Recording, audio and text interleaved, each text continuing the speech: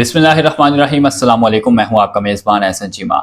नाज़रीन, पाकिस्तान की तमाम सियासी जमातें बिलखसूस तहरीक इंसाफ और पाकिस्तानी इस्टेब्लिशमेंट अमेरिका में होने वाले 5 नवंबर के इंतखाबात पर नज़र जमाए बैठे हैं।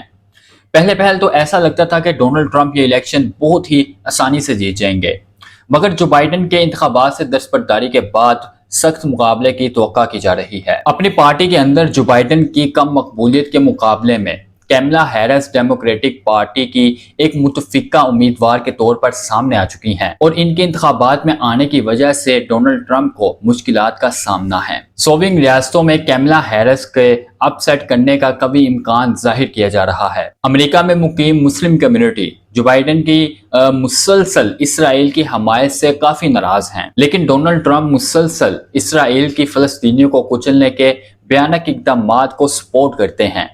इस वजह से मुस्लिम वोटर वहां पर डबल माइंडेड नजर आते हैं। जो बाइडन से तहरीक इंसाफ वाले भी काफी नाराज हैं, क्योंकि उस वक्त ये बयानिया बनाया गया था कि इमरान खान की हुकूमत खत्म करने में अमरीकी हुकूमत का बहुत ही अहम किरदार था। नाज़रीन, आपको ये भी याद दिलाता चलूं कि माजी में इमरान खान ने अमरीकी सफारतकार का खत जलसा आम में बराह रास्त लहरा कर जो बाइडन पर इल्ज़ाम लगाया था कि पाकिस्तान में अदम एतमाद के जरिए रजीम चेंज एक साजिश का शाखुसाना है। इसके बरक्स जो बाइडन ने भी इमरान खान के साथ सर्द लहरी का रवैया रखा था, जिसकी वजह शायद इमरान खान की डोनाल्ड ट्रंप के साथ मुमकिन कुर्बत भी थी। इसलिए तहरीक इंसाफ वाले ये समझते हैं कि डोनाल्ड ट्रंप की इलेक्शन में कामयाबी की सूरत में इनकी पार्टी यानी तहरीक इंसाफ को फायदा होगा और वो पाकिस्तानी हुक्मरान और इस्टेब्लिशमेंट पर दबाव डालेंगे कि वो इमरान खान की पार्टी को फेयर प्ले ग्राउंड देंगे। नाज़रीन, आपको ये भी बताता चलूं कि अमेरिका की कांग्रेस पार्टी ने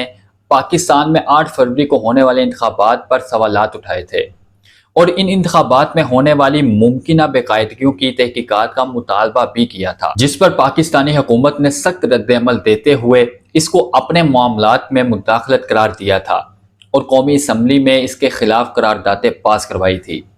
इस सारी डेवलपमेंट्स को पाकिस्तान तहरीक इंसाफ ने बड़ी कामयाबी करार दिया था। नाज़रीन, अमेरिका के हुकूमती सिस्टम में कांग्रेस, व्हाइट हाउस, पेंटागन और सुप्रीम कोर्ट मुख्तलिफ पावर सेंटर्स हैं जिनकी अपनी अपनी अहमियत है और ये बात भी हकीकत है कि पेंटागन की पाकिस्तानी इस्टेब्लिशमेंट के साथ बहुत ही ज़बरदस्त किस्म की शराकत दारी है। ज़ियाउल हक और मुशर्रफ के तावील आमराना दौर में अफगानिस्तान में जारी जंगो जदल की वजह से पाकिस्तान और अमेरिका की अफवाज में करीबी ताल्लुकात रहे हैं। अमेरिका के मुफादात भी यही हैं कि पाकिस्तान के हकीकी हुक्मरानों से अच्छे ताल्लुकात रखे जाएं और पाकिस्तान को अमेरिका मुखालफ यानी रूस, चीन और ईरान कैंप जाने से रोका जाए। नाज़रीन, यहाँ मैंने लफ्ज़ हकीकी हुक्मरान इस्तेमाल किया है।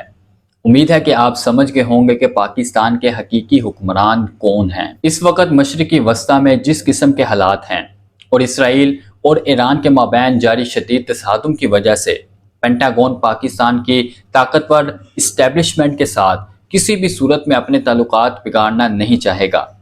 इसलिए तहरीक इंसाफ को ट्रंप की कामयाबी की सूरत में भी अमेरिका से ज़्यादा तवक्कुआत नहीं रखनी चाहिए। नाज़रीन, मैं बड़े वसूख से कहता हूँ कि पाकिस्तान की मौजूदा हुकूमत को अमेरिका में मुमकिन तब्दीली से इतना ख़तरा नहीं जितना खतरा मुल्क की मईशत की बदहाली और आम आदमी की महंगाई के हाथों पैदा होने वाली बेचैनी से है।